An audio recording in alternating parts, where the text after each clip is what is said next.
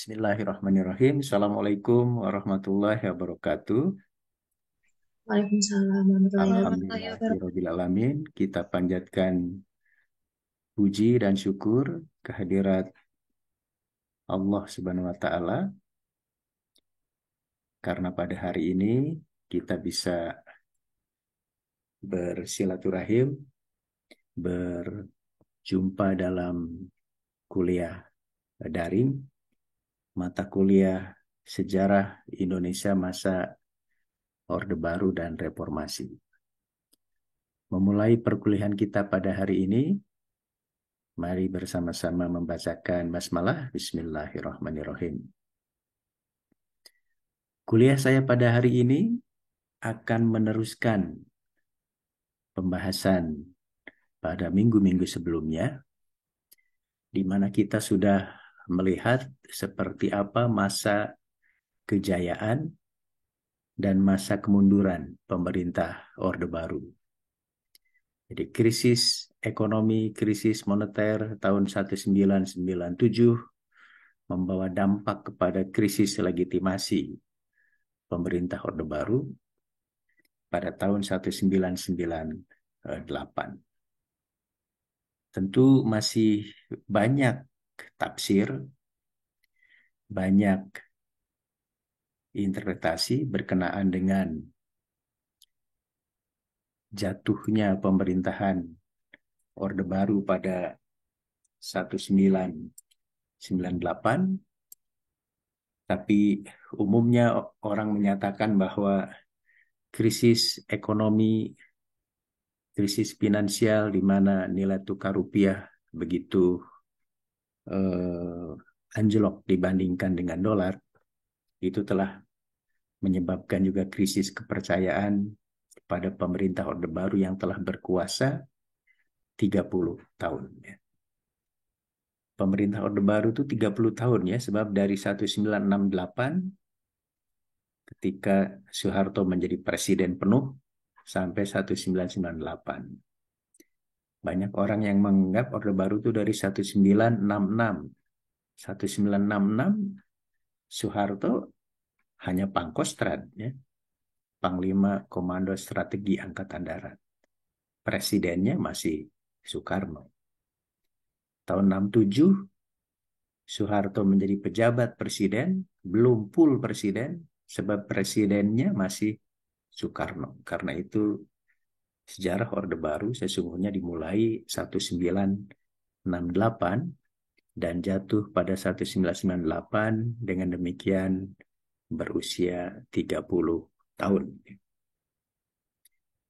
Tapi ada satu penafsiran lain sesungguhnya tentang kejatuhan pemerintah Orde Baru, yaitu karena pemerintah Orde Baru sendiri telah melakukan pembangunan ekonomi relatif berhasil, dan pembangunan ekonomi yang relatif berhasil itu dengan pertumbuhan 5-7% yang belum dicapai oleh pemerintah manapun hingga sekarang, itu telah melahirkan kemakmuran yang relatif.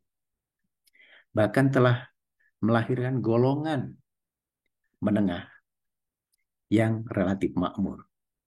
Siapa golongan menengah atau golongan kelas menengah itu? Ya, mahasiswa, dosen, guru, pekerja kantoran, golongan elit terdidik, itu kelas menengah.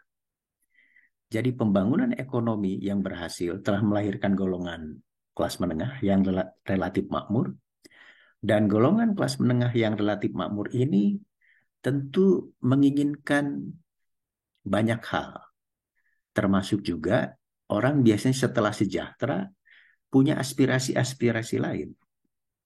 Apa itu keinginan-keinginan lain dari golongan kelas menengah yang semakin membesar yang telah dibangun oleh pemerintah Orde Baru? Adalah keinginan berdemokrasi. Keinginan supaya negara ini lebih maju, lebih modern, lebih demokratis. Sementara pemerintah Orde Baru, sebagaimana kita maklum, selama 30 tahun berkuasa, adalah pemerintahan yang kurang demokratis. Partai-partai politik dibatasi, kebebasan pers relatif tidak ada, media massa dikontrol, gerakan mahasiswa dibatasi oleh NKK, BKK. Dengan demikian, pembatasan-pembatasan terhadap kehidupan demokrasi itu menimbulkan ketidakpuasan dari golongan kelas menengah, sehingga ketika krisis ekonomi terjadi, maka muncullah gerakan reformasi, reform, ingin memperbaiki, ingin memperbaharui apa-apa yang kurang baik pada masa pemerintah Orde Baru. Itulah saya pikir misi pemerintahan reformasi. Jadi reformasi itu adalah satu gerakan untuk memperbaharui apa yang dalam legasi pemerintah Orde Baru dipandang kurang baik. Kita akan lihat apa misalnya contoh bahwa pemerintahan Orde Baru kurang baik. Pertama dari sisi politik, ya, bahwa presiden yang terlalu lama berkuasa itu cenderung menjadi otoritarian, menjadi otoriter. Karena itu perlu dibatasi, perlu diamandemen Undang-Undang Dasar 1945 agar presiden-presiden Indonesia itu jatuhnya happy ending, tidak sadness ending, tidak menyedihkan, tapi mesti gembira, mesti bahagia. Kita punya dua presiden yang menggunakan Undang-Undang Dasar 1945, jatuhnya nasibnya tragis dan menyedihkan. Presiden Soekarno didemo oleh mahasiswa, diturunkan oleh MPRS, dikenakan tahanan rumah, meninggal dalam kesepian. Presiden Soeharto didemo oleh mahasiswa, dituntut oleh mahasiswa untuk diadili, dan akhirnya juga turun dari jabatannya sebagai presiden, dengan cukup menyedihkan juga orang yang berjasa membangun ekonomi relatif berhasil pada masa Orde Baru itu di masa-masa akhir pemerintahannya harus mengundurkan diri dan dihujat oleh masyarakat dengan label Bapak KKN, korupsi, kolusi, nepotisme. Jadi perlu direform, perlu diperbaiki Undang-Undang Dasar 1945 itu, yang kemudian kita menyebutnya dalam bentuk amandemen. Maka diamandemenlah Undang-Undang Dasar 1945 itu, khususnya mengenai jabatan presiden, cukup satu periode atau kalau hebat 2 periode saja, tidak boleh lebih. Itu adalah misi, visi, dan gerakan reformasi. Jadi kalau ada presiden sekarang ingin 3 periode atau ingin memperpanjang, dia telah mengkhianati reformasi. Telah mengkhianati aspirasi semua golongan kelas menengah, termasuk mahasiswa, dosen, golongan terdidik yang berjuang pada masa reformasi 1998. Yang kedua, pada masa Orde Baru ada kecenderungan presiden itu dipilih oleh MPR dan MPR-nya acap kali tidak sesuai dengan aspirasi masyarakat. Dan acap kali dalam pemilu misalnya, partai politik yang menang dalam pemilu acap kali tidak berdaya di MPR, sebagaimana dialami oleh PDIP misalnya, yang berjaya dalam pemilu 1999, tapi ketika akan terjadi pemilihan presiden, yang terpilih bukan orang PDIP, tapi malah dari golongan poros tengah Islam, Gus Dur misalnya. Ya. Itu yang menjadikan perlu juga di amandemen Undang-Undang Dasar 45 ini agar presiden itu benar-benar pilihan rakyat. Karena itu diberlakukanlah sejak 2004 apa yang disebut dengan Pilpres, pemilihan langsung presiden. Jadi presiden tidak lagi dipilih oleh MPR, tapi langsung dipilih oleh rakyatnya hingga sekarang.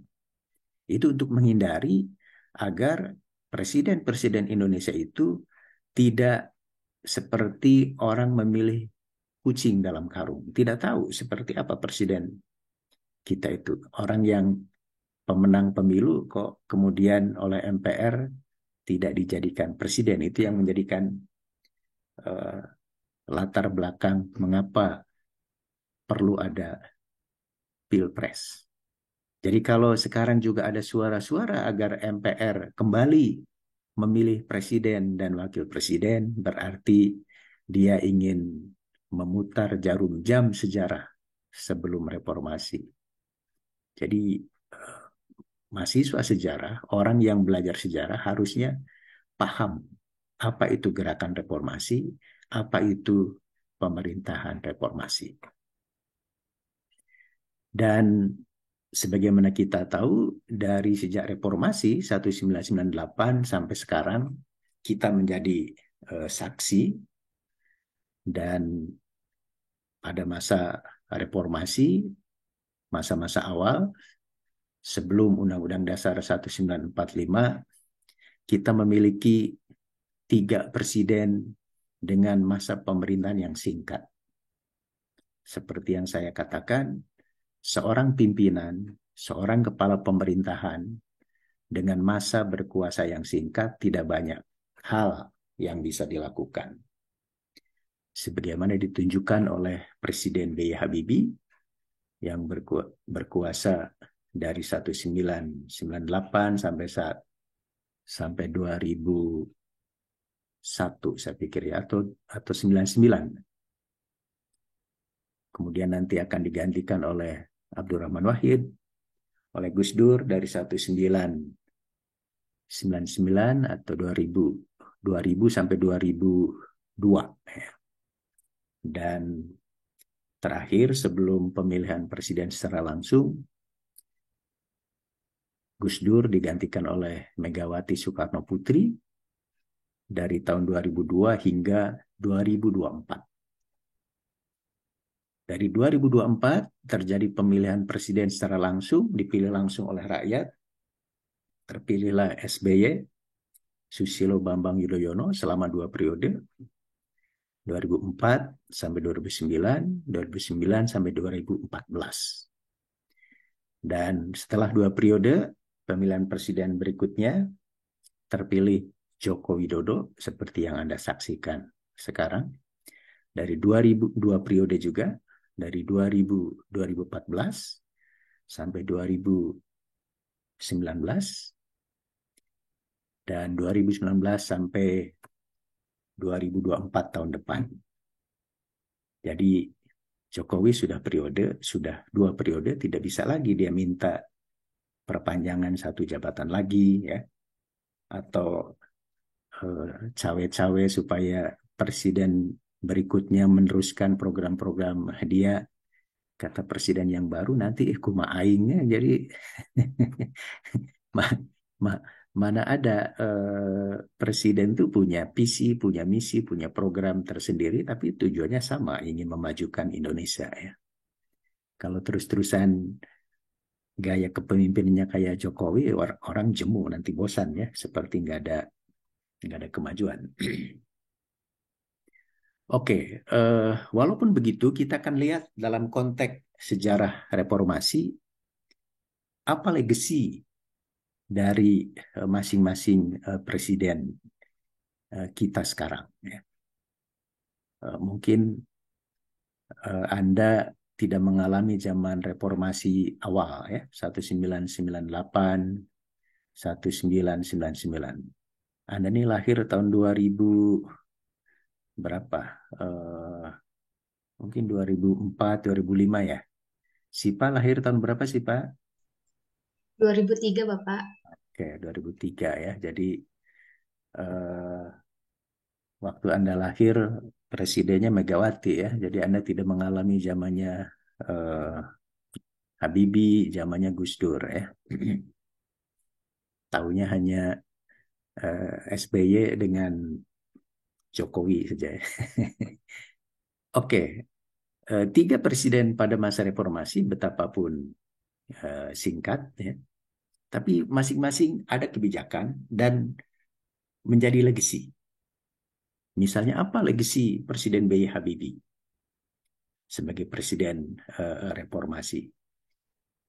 Habibie tahu bahwa reformasi adalah gerakan pro-demokrasi, karena itu salah satu kebijakan politik dan menjadi legacy B.J. Habibie adalah kembali menyelenggarakan pemilu secara jurdil, secara bebas, jujur, dan adil. Sehingga partai-partai politik yang pada masa Orde Baru hanya tiga, P3, Golkar, PDI, dalam pemilu 99 yang dilaksanakan pada masa pemerintahan Habibie dibuka seluas-luasnya sehingga muncul banyak partai politik, 48 hingga sekarang. Jadi kalau sekarang banyak partai politik itu adalah legacy atau kebijakan dari pemerintahan Presiden B.J. Habibie. B.J. Habibie juga misalnya melepaskan banyak tahanan politik, ya, yang dianggap beroposisi kepada pemerintah Orde Baru. Jadi semua tahanan politik dibebaskan sebagai bukti bahwa presiden di era reformasi ini pro-demokrasi.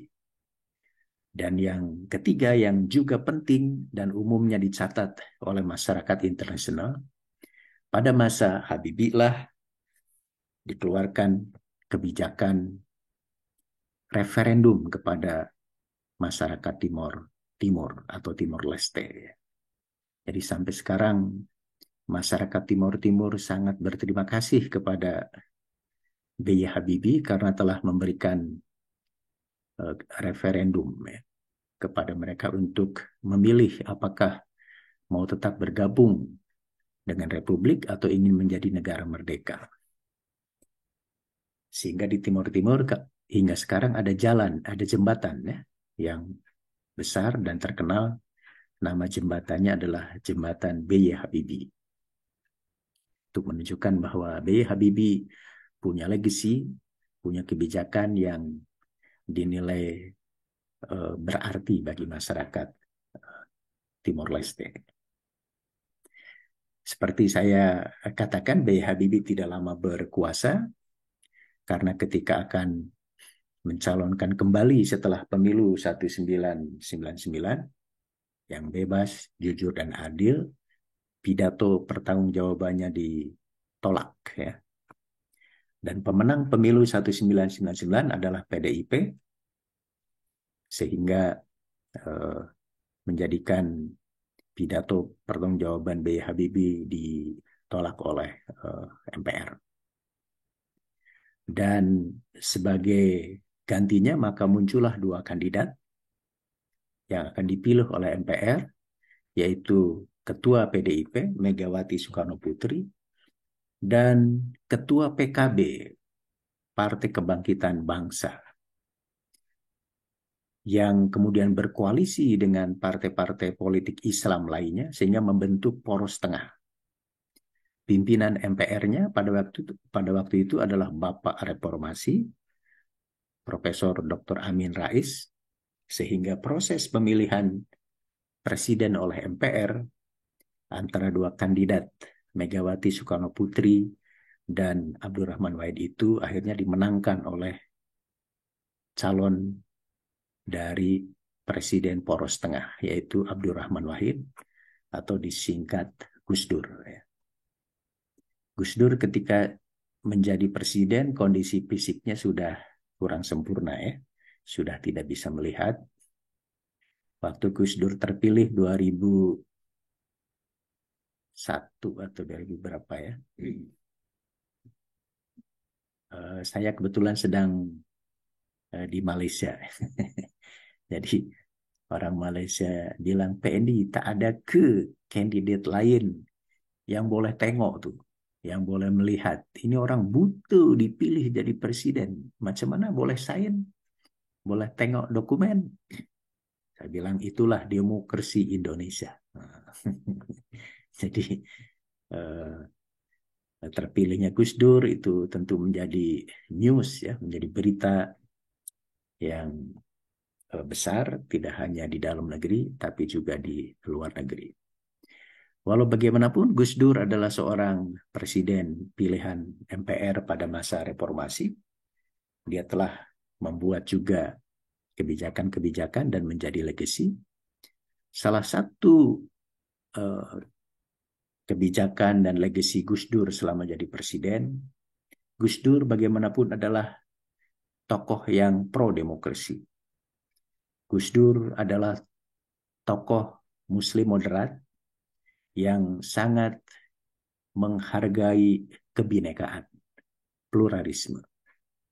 Karena itu kehidupan demokrasi tentu tumbuh, termasuk juga aspirasi-aspirasi tentang otonomi daerah, agar daerah-daerah itu diberi otonomi yang lebih besar, bahkan untuk meredam keinginan daerah yang mau lepas dari NKRI. Gus Dur juga misalnya telah mengubah nama Irian Barat menjadi Papua, sehingga sekarang. Ya. Dan pada masa Gus Dur juga kebebasan beragama diberi keleluasaan, sehingga agama resmi di Indonesia yang pada masa Orde Baru hanya 4, ya, Islam, Katolik, Protestan, Hindu, Buddha, 5. Ya. Pada masa Gus Dur ditambah Konghucu. Masyarakat Cina diberi kebebasan juga untuk mengekspresikan keyakinan agamanya. Sehingga dengan kebijakan-kebijakan seperti itu, Gus Dur acap kali dicap sebagai bapak pluralisme di Indonesia. Tokoh Muslim moderat yang demokrasi. Tapi Gus Dur yang terpilih oleh MPR juga acap kali kebijakan-kebijakan politik ekonominya mengandung kontroversi, sehingga nanti Gus Dur akan dijatuhkan kembali oleh MPR yang memilihnya, dan karena Gus Dur dijatuhkan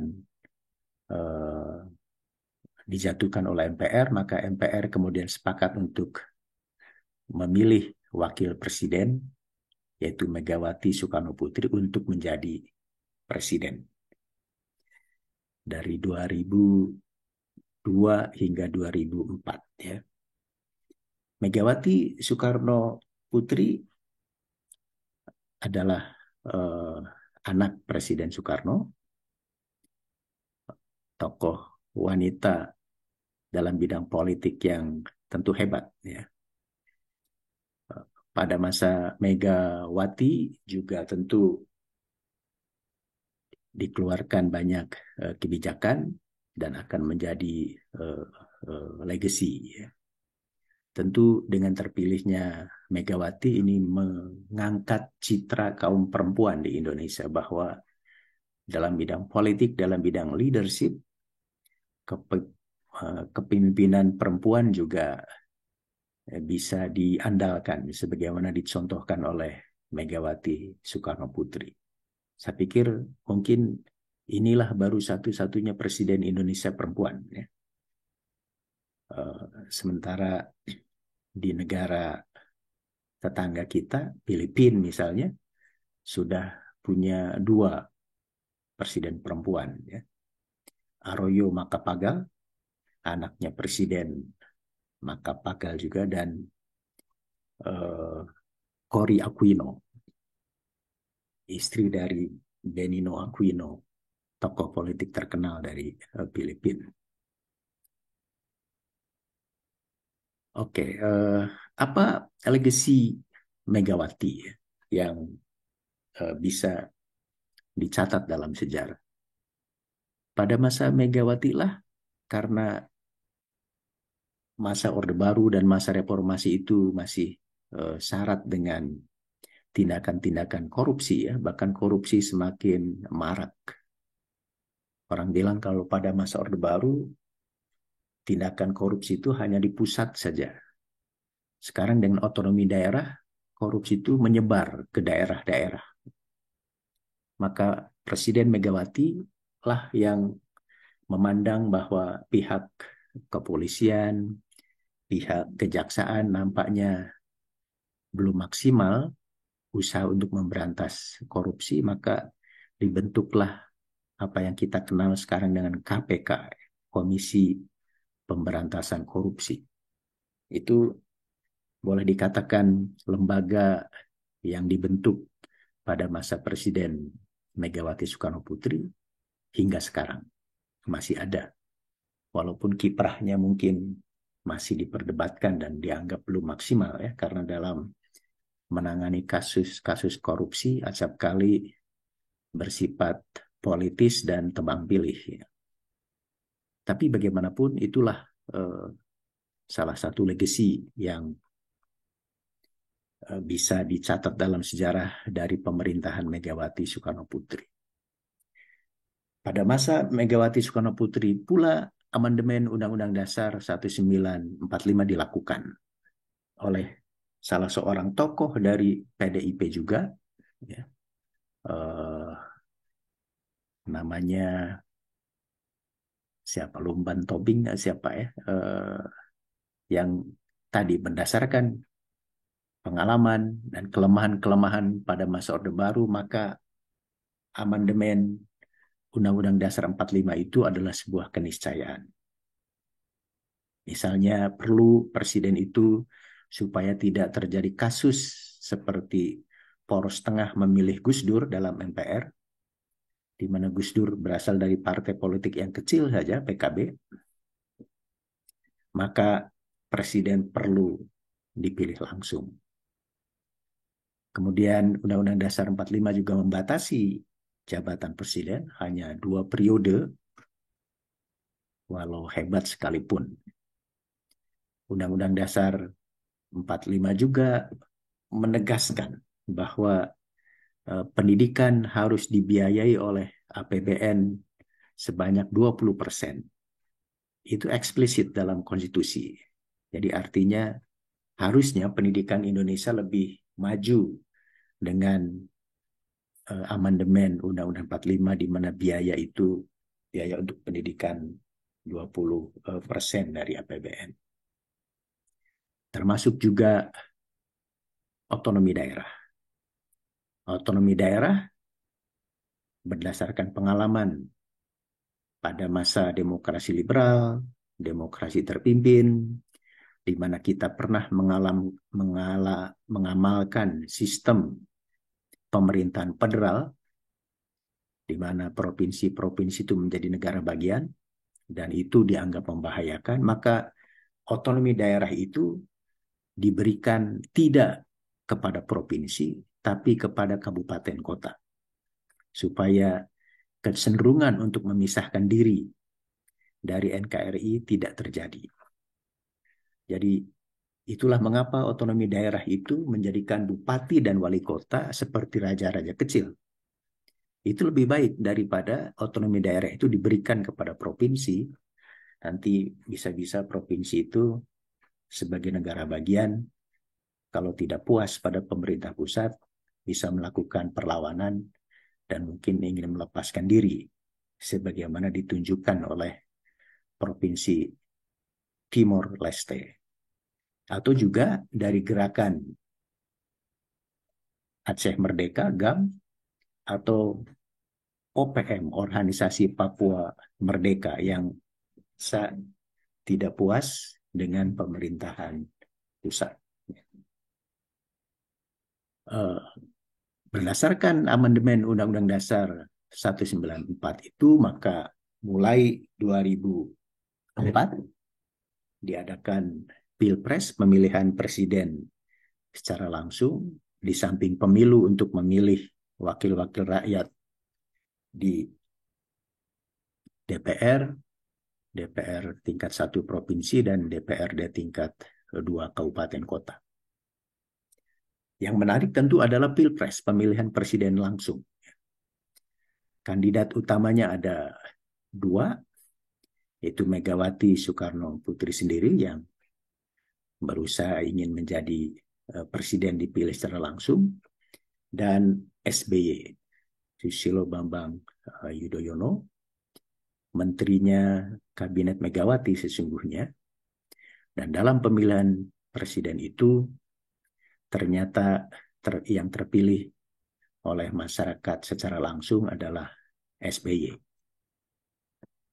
Tokoh militer yang dipandang cukup reformis dan cukup pro demokrasi, itu yang menjadikan hubungan Megawati dengan SBY sampai sekarang begitu dingin ya. Jadi Megawati nampaknya dipermalukan betul dalam Pilpres 2004 itu sehingga bisa dikalahkan oleh bekas menterinya.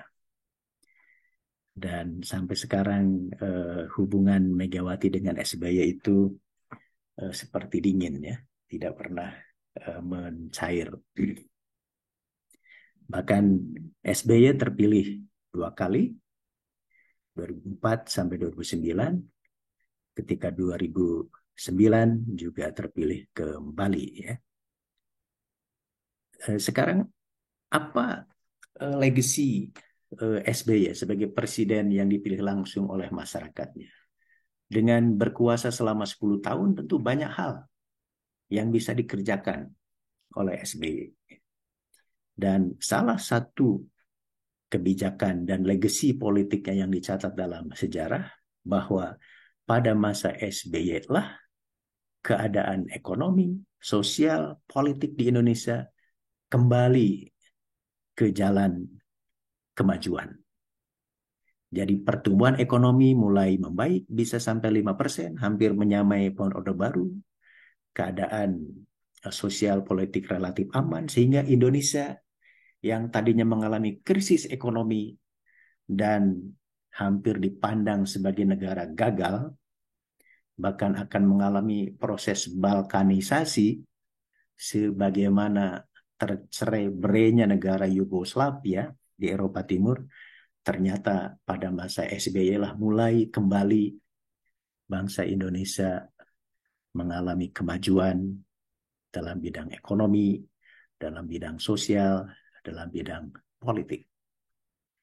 Jadi keberhasilan sehingga SBY sering dianggap sebagai representasi dari leadership Presiden Soeharto. Sama-sama dari militer, sama-sama mampu menjadikan Indonesia percaya pada dirinya kembali.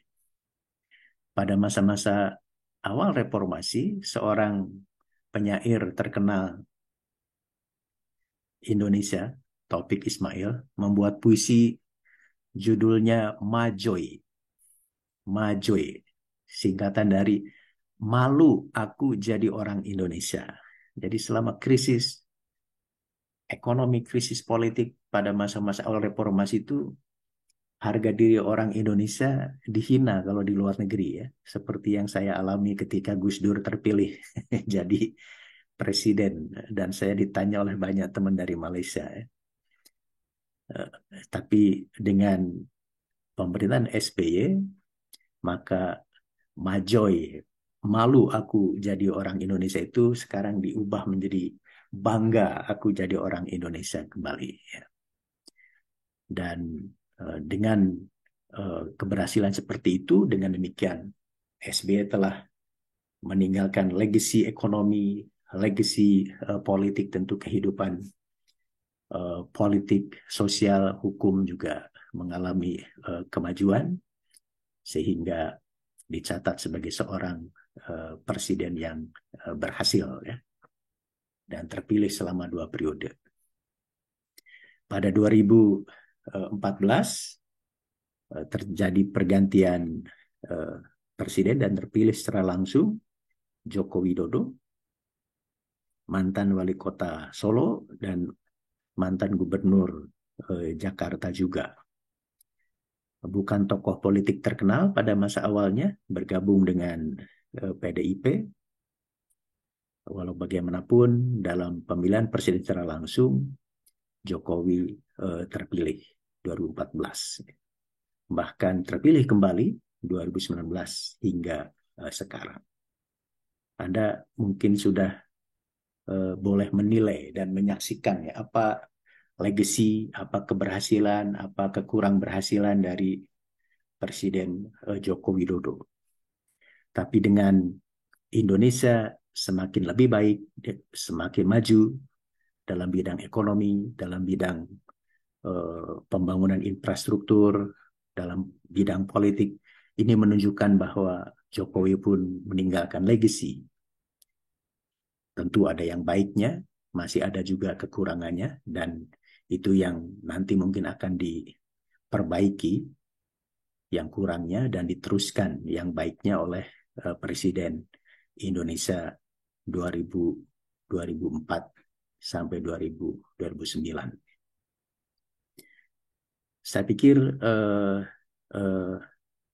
itu mengenai kepemimpinan Presiden Indonesia pada masa reformasi. Ya. Oke, saya sudah 35 ya memberikan kuliah daring, sehingga pertanyaan sekarang dari saya dan silahkan dijawab dalam WhatsApp group adalah saya ingin Anda menjadi seorang analis politik dan peramal politik ya. Jadi menurut Anda siapa Presiden Indonesia untuk periode 2024-2029 ya? Jadi belajarlah menjadi analis dan peramal politik ya. Siapa yang akan menjadi Presiden Indonesia pada 2004-2009, tidak hanya menyebutkan nama. Kita tahu ada 3 nama kan, ada 3 kandidat ya. Ada Prabowo Subianto, ada Ganjar Pranowo, ada Anies Baswedan. Anda boleh menganalisis dan boleh memprediksi kira-kira siapa yang akan menjadi pemenang dan jelaskan alasannya.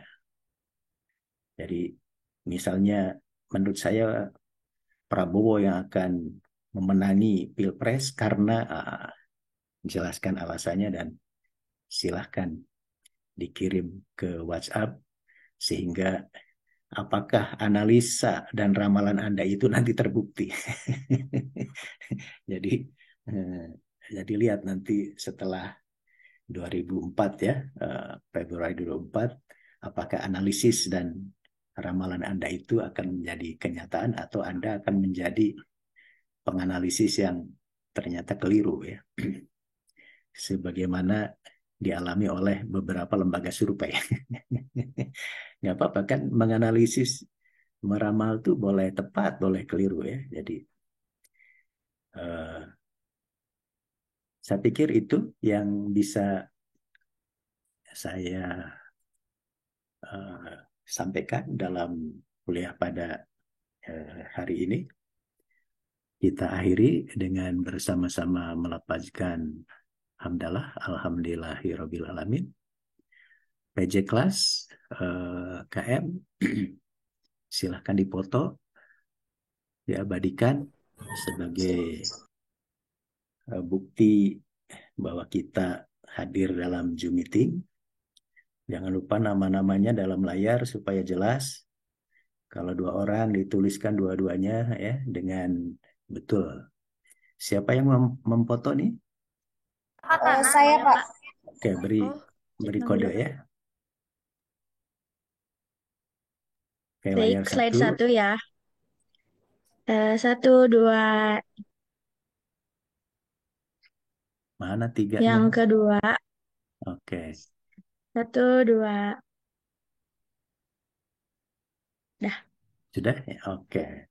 Terima kasih. Insya Allah jumpa lagi minggu depan dengan presentasi PPT mahasiswa yang akan saya informasikan 1 hari sebelumnya ya. Jadi mohon, karena Anda sudah membuat PPT, tentu Anda sudah siap ya kalau nanti ditunjuk untuk presentasi PPT. Sekian sekali lagi. Terima kasih. Assalamualaikum warahmatullahi wabarakatuh. Waalaikumsalam warahmatullahi wabarakatuh. Terima kasih, Bapak. Sama-sama, boleh live ya. Terima kasih.